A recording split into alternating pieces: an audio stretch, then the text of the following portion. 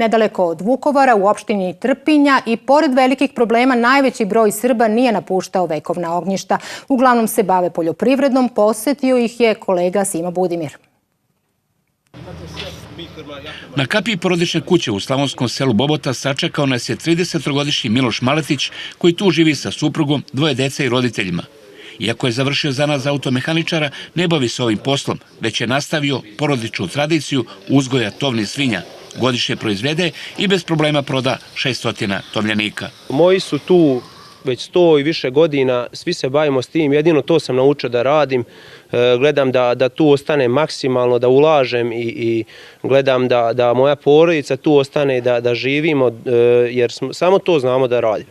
Najveći je problem to zemljište, jer zemlja ide državi, to jest Agrokoru bivšem, sad će neki drugi novi doći vlasnik. Još jedan mladi poljoprivrednik odlučio da ostane na porodičnom imanju, želi da proširi porodično gazdinstvo i bavi se proizvodnjom mleka na godišnjem nivou od 130.000 litara.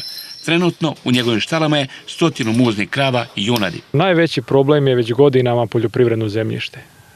Mi smo počeli sa nekih 5 hektara proizvodnju, da bi sada došli do 35, ali to je malo.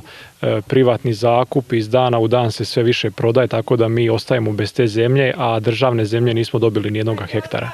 Problem zakupa državnog zemljišta podjednako muči male poljoprivredne proizvođače i Srbe i Hrvate. Iako postoji jasan državni zakon o davanju u zakup zemljišta, još uvijek se ne primjenjuje.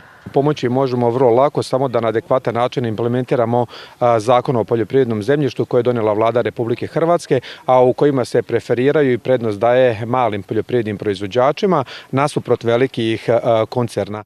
Početkom 90. godina u opštini Vukovar živjelo je oko 40.000 stanovnika.